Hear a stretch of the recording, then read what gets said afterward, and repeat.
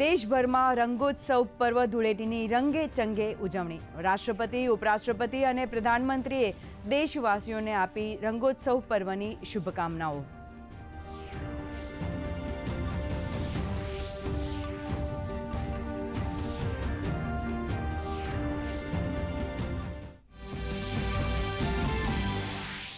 આજે ધૂળેટી પર્વ અને જુમ્માની નમાઝને પગલે ઉત્તર પ્રદેશ, બિહાર, ગુજરાતના અનેક શહેરોમાં સુરક્ષાનો ચાંપતો બંદોબસ્ત.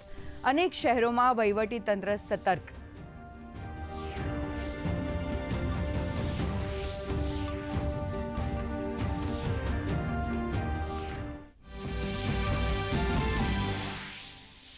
યાત્રાધામ દ્વારકા અને ડાકોરમાં ચઢ્યો ભક્તિનો રંગ. કૃષ્ણના રંગે રંગાવા શ્રદ્ધાળુઓનું ઘોડાપુર. ડાકોરમાં 3 દિવસમાં 20 લાખ ભક્તોએ કર્યા દર્શન.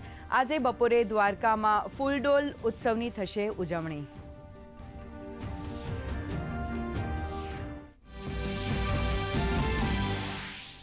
રાજ્યભરમાં હોળી પર્વની ધૂમ. મહેસાણાના વિસનગરમાં ખાડસા યુદ્ધ રમી મનાવાઈ અનોખી હોળી.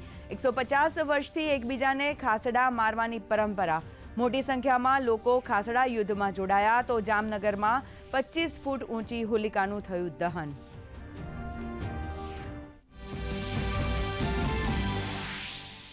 વડોદરામાં બેફામ કાર હંકારતા કાર ચાલકે 3 બાઇક સવારોને લીધા અડફેટે. એક મહિલાનું મોત, 4 થી 5 લોકો ઇજાગ્રસ્ત. પોલીસે ચાલકની કરી ધરપકડ.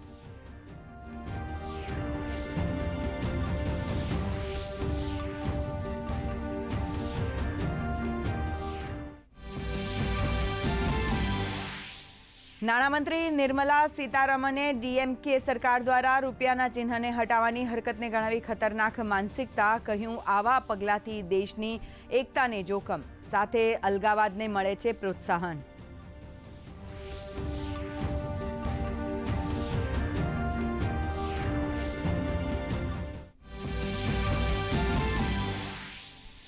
આપ પાર્ટીના મનીષ સિસોદિયા અને સત્યેન્દ્ર જૈન સામે ભ્રષ્ટાચાર કેસની થશે તપાસ. રાષ્ટ્રપતિએ આપ્યા આદેશ. 1300 કરોડના ક્લાસરૂમ કૌભાંડનો છે આરોપ.